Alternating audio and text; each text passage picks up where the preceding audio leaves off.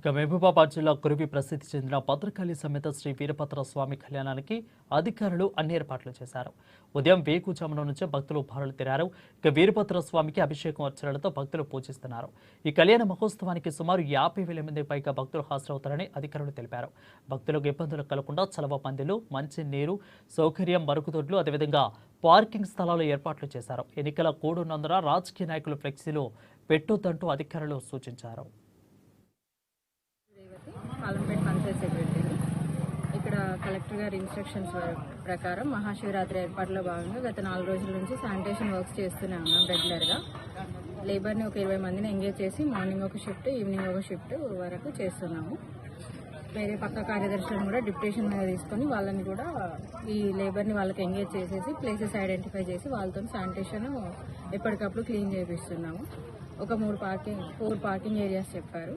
2 wheeler ఒకటి, helipad ఒకటి, VIP parking, normal parking ఒకటి చెప్పారు. అవి కూడా లైటింగ్స్, శానిటేషన్ అంతా చేపించినాము. ఇక్కడ చలివేంద్రాలు ఏర్పాటు చేస్తున్నాము ఒక 6 పాయింట్లలో.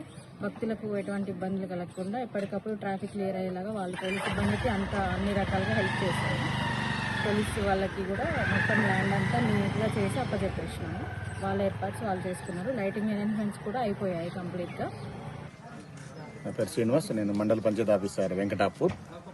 మరి ఈరోజు కాకతీయ కాలంలో ఉన్నటువంటి ప్రతిష్టాత్మకమైనటువంటి ఈ రామలింగేశ్వర రామప్ప చాలా ప్రాముఖ్యత ఉన్నది. యునెస్కో కూడా గుర్తింపబడ్డది. మరి ఇటు సందర్భంగా మరి ఇక్కడ చేసేటువంటి శివరాత్రి ఉత్సవాలు చాలా ప్రతిష్టాత్మక ఉంటాయి శివుడు యొక్క ఘాటు సంబంధించి. దీంట్లో భాగంగా మేము గత 5 రోజుల నుంచి కూడా ఈ ముఖ్యంగా శానిటేషన్, తర్వాత అవుట్ ఆఫ్ ఉన్నటువంటి లైటింగ్ అన్ని ఏర్పాటు చేయడం జరిగింది. శానిటేషన్లో దాదాపు 25 మంది లేబర్ని మేము ఎంగేజ్ చేసుకున్నాము. వాళ్ళందరితో ప్రతిరోజు అనునిత్యం కూడా పొద్దున 6 నుంచి రాత్రి 7 వరకు రోడ్స్ అన్ని స్వీప్ చేయడం, రోడ్ని కడిగి మళ్ళీ స్వీప్ చేయడం జరుగుతుంది. వాటర్ ట్యాంకర్స్ ఎంగేజ్ చేసుకున్నాం. అలాగే పార్కింగ్ ఏరియాస్లో ప్రజలు ఎటువంటి ఇబ్బంది పడకుండా లైటింగ్ గతంలో కన్నా ఇప్పుడు ఎక్కువగా లైటింగ్ ఏర్పాటు చేయడం జరిగింది. ఎందుకంటే ఇది అతి ముఖ్యం ప్రజలకి. ఎటువంటి శాంతి భద్రత పరంగా అన్ని రకాలుగా